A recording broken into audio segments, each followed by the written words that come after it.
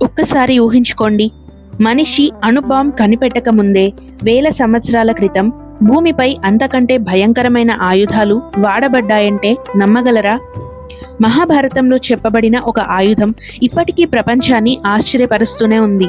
కురుక్షేత్ర యుద్ధం భూమి చూసిన అత్యంత భయంకరమైన యుద్ధాల్లో ఒకటి. లక్షలాది యోధులు, అసాధారణమైన ఆయుధాలు, మహర్షుల ఆశీర్వాదంతో పొందిన దివ్యాస్త్రాలు. కానీ వాటిలో ఒకటి మాత్రం అన్నింటికంటే ప్రమాదం. అదే బ్రహ్మాస్త్రం. పురాణాల్లో బ్రహ్మాస్త్రం గురించి ఒక భయంకరమైన వర్ణన ఉంది. ఆకాశం ఒక్కసారిగా వేల సూర్యులు ఉదయించినట్టు వెలిగిపోయింది. భూమి కంపించింది. గాలి వేడిగా మారిపోయింది. చుట్టూ ఉన్న ప్రతిదీ అగ్నిలో కాలిపోవడం ప్రారంభమైంది. ఇది చదివిన చాలా మంది ఒకే ప్రశ్న అడుగుతున్నారు: ఇది నిజంగా ఒక అణుబాంబ్ లాంటి ఆయుధమా? మహాభారతంలో ఒక విషయం స్పష్టంగా చెప్పబడింది: బ్రహ్మాస్త్రం సాధారణ ఆయుధం కాదు. దాన్ని వాడటానికి పవిత్రమైన మంత్రాలు, అత్యున్నత ఆధ్యాత్మిక శక్తి అవసరం.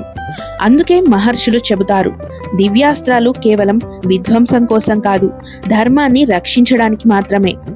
ధర్మం లేకపోతే అలాంటి శక్తి ప్రపంచాన్ని నాశనం చేస్తుంది. మరి నిజంగా ఒక ప్రశ్న మిగిలిపోతుంది: వేల సంవత్సరాల క్రితం మన పురాతన గ్రంథాల్లో చెప్పిన ఈ ఆయుధాలు కేవలం ఒక ఊహేనా, లేక మనకు తెలియని ఒక పురాతన శక్తి రహస్యమా? ఈ మిస్టరీ ఇప్పటికీ ప్రపంచాన్ని ఆశ్చర్యపరుస్తూనే ఉంది.